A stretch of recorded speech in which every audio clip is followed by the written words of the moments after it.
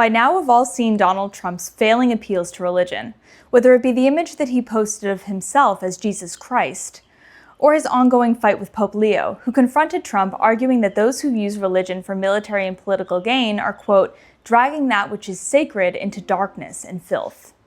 But what's driving Trump's religious appeals? Trump is drawing on an old authoritarian tactic, the use of religion to claim untouchable moral authority. He's currently using religion to legitimize his conflict by branding his policies as morally correct and characterizing the critics of the war as immoral or morally subordinate. A recent NBC poll found that 63% of Americans disapprove of Trump's performance, with 2/3 disapproving of the ways that he's handled inflation in the Iran war. Trump's ratings shed light on the motivations behind his use of religious narratives and imagery.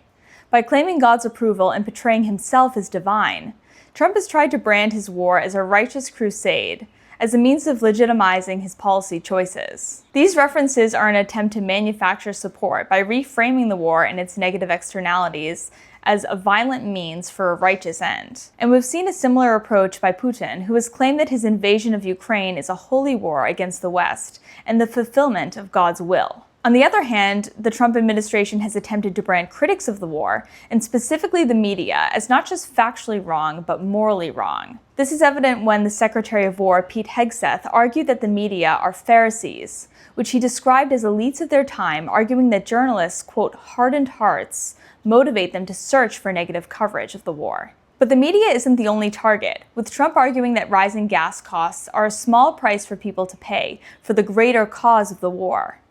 We've also seen this approach in Russia, where Putin has taken it a step further, effectively criminalizing dissent against the war in Ukraine, with laws establishing prison sentences for journalists and civilians who question or criticize the war, labeling them as unpatriotic traitors and enemies. This ethics narrative has been Trump's attempt to brand the media and Americans who disagree with the war as immoral or morally weak. Although Trump's religious tactics seem to be falling flat, and we haven't reached the punitive realities of Russia, Trump's attempts to grasp religious authority show a desperate effort to control perceptions of facts when facts are not in his favor.